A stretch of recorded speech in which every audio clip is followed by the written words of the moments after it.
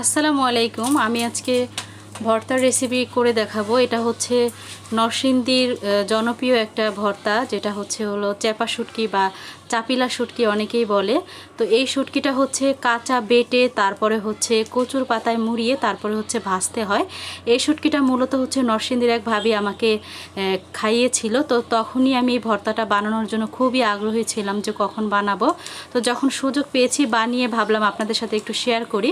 তো কাঁচা শুটকিটা বেটে তারপরে হচ্ছে আমি এখানে কাঁচা শুটকিটা বাটার যে এইটা গ্রেভিটা ওটার ভিতরে লবণ, হলুদ আর ধনে গুঁড়া দিয়ে খুব সুন্দর করে মিক্স করে এখানে আমি কিন্তু কচুর পাতায় এটা মোড়াবো। কচুর পাতাটা নিতে হবে হচ্ছে যেখানে সূর্যের আলো পড়ে কচুর পাতা, এমন কচুর পাতাতে নিতে হবে এবং কচুর পাতাগুলো সুন্দর করে ভাজ করে তারপরে হচ্ছে এখানে আমি একটা সুন্দর একটা ভাজ কিন্তু করে ফেলেছি, দেখেন। তো এটা করা শেষ হয়ে গেলে আমি কড়াইতে তেল গরম করে তারপরে হচ্ছে খাবার এই বড়াটা কিন্তু সুন্দর করে করে নিব, ভেজে নিব।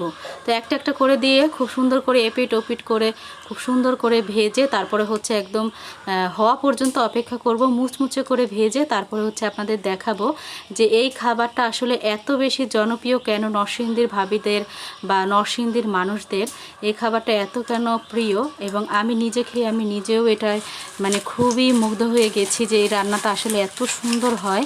এবং একবার হলেও আপনারা ট্রাই করে দেখবেন যে আসলে খাবারটা কেমন হয়। তো আমার মেয়েকে দিয়েছিলাম খাওয়ার জন্য, আমার মেয়ে কিন্তু যথেষ্ট ভর্তা প্রিয়।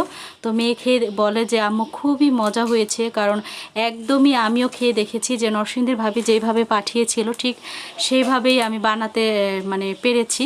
তো যার যেরকম পছন্দ অনুযায়ী কিন্তু ঝাল দিতে পারবেন।